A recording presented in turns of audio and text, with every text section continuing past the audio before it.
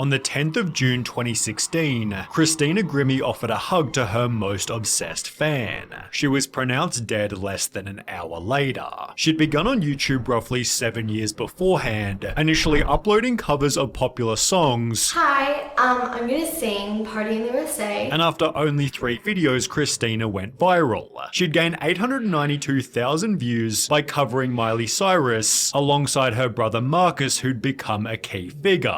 In Get to Know Christina Grimmie Part 2, she'd state, "My brother honestly is a really big influence on me. He's a year older than me and we're like best friends." We always got along. There's never been really a time when we were like sibling rivalries ever. They'd therefore begin making videos together. I love my brother, who's also filming. And after only a year of uploads, Christina was one of the top 50 most subscribed channels. Hey guys, I recently reached a whopping 500,000 subscribers. With her newly found fame, Christina made a huge announcement. Don't forget to tune into the Ellen Show today. I'm gonna be singing me and Tyler Ward's rendition of How to Love, which made her even more popular. Our next guest has been hailed as the queen of YouTube. With over 200 million views, she is the most popular unsigned artist on YouTube. But despite also releasing her very first album, Christina's life still had its problems. She'd become so famous she had to leave her school, while trolls made Twitter accounts under Christina's name before making arrogant tweets. Even a couple of my really close friends, they've just told me, all your fans like hate you now because you're being really cocky and rude.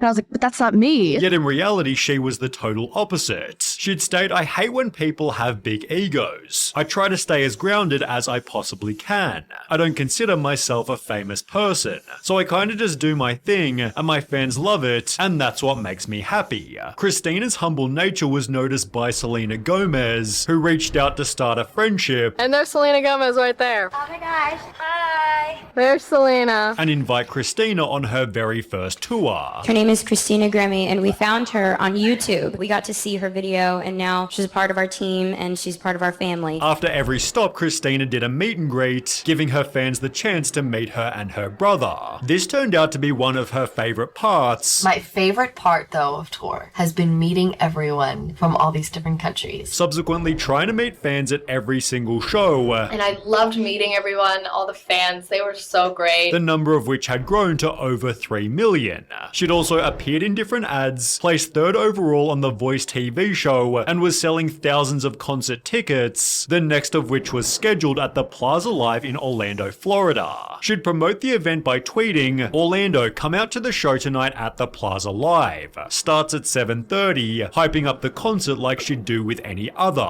We're in Orlando today. Please come to the show if you live near Orlando, Florida. We are at the Plaza Live. Please come out. The show commenced with her brother on guitar, which when combined with Christina's singing, got the crowd so hyped she took the time to thank them. You guys are awesome! Oh my god!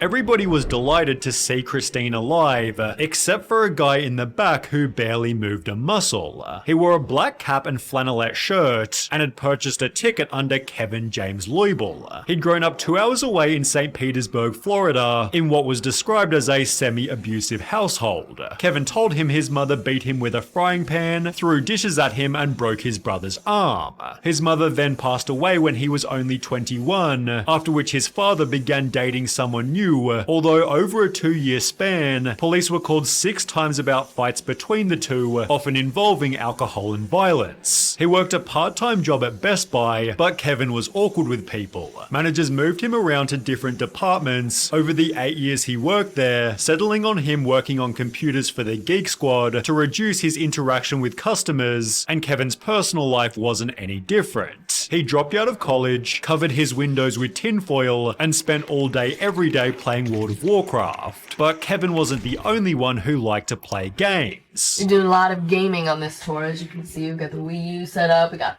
Martha, our little mascot.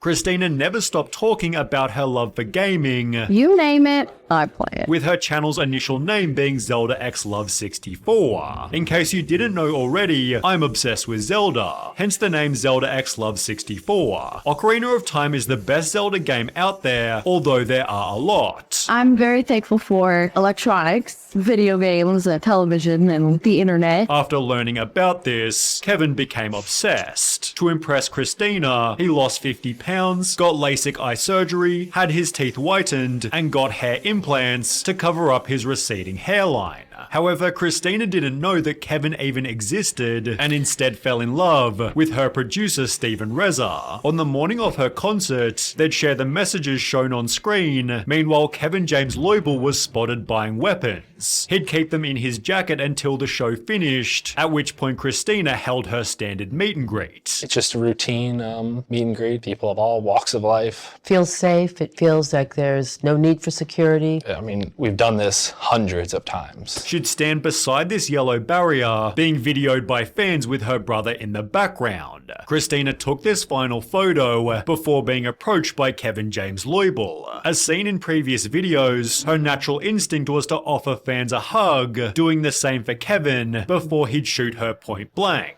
What Christina would do, she'd always just like open up her eyes for a hug. That was her thing. The next thing you know, a couple shots go off. Christina's brother tackled the shooter, who then turned the gun on himself. Police were on site within only minutes and quickly rushed Christina to hospital in critical condition. Adam Levine instantly wrote, "I'm sad, shocked and confused. We love you so much, Grimmie. We are all praying hard you can pull through this." However, after only 35 minutes, a tragic announcement was made. A singer on the rise to stardom is dead, and police trying to figure out why the gunman shot her at an Orlando concert. When the media rushed to the shooter's house, they'd find a note written by his parents reading, "Deepest sorrow for lost, to the family, friends and fans of the very talented, loving Christina Grimmie. No other comments." While back at the scene of the crime, the media was asking how this wasn't prevented. There was barely any back check. The only thing that they were looking for is for food and drinks. They weren't looking for weapons. They were looking for weapons. They didn't any do pat downs or anything. They just didn't do anything. They checked the bags barely.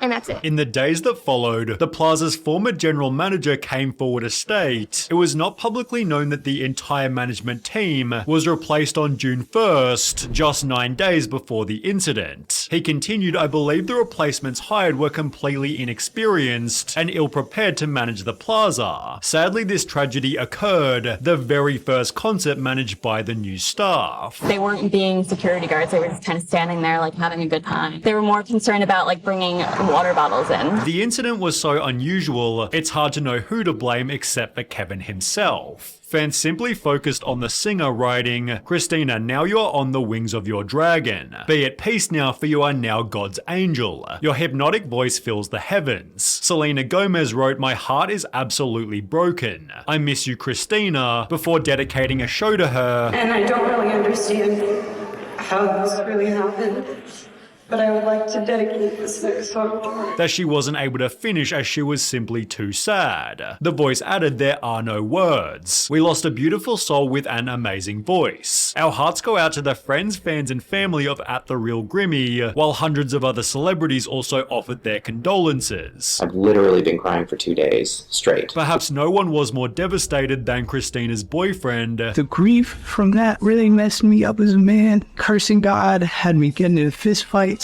and getting blackout drunk every night, messed my life up." Except for maybe Christina's mother. Yet Marcus Grimmie wrote on Facebook, "I found out this morning that Adam Levine personally called my mother and said he'll pay for the funeral and her plane flight. Now a friend just told me to look at the GoFundMe page and I see it is at 100K. Literally, I have no words." They held not only a funeral but a vigil as well, where one of Christina's tweets was publicly read. "Sometimes God allows terrible things to happen in your life and you don't know why." This only became more true when her mother died from breast cancer 2 years later in 2018. Wholesomely, however, they're now buried side by side. Christina touched so many lives that 7 years, almost 7 years after her passing, people still care about her. So that goes to just kind of show what kind of person she was.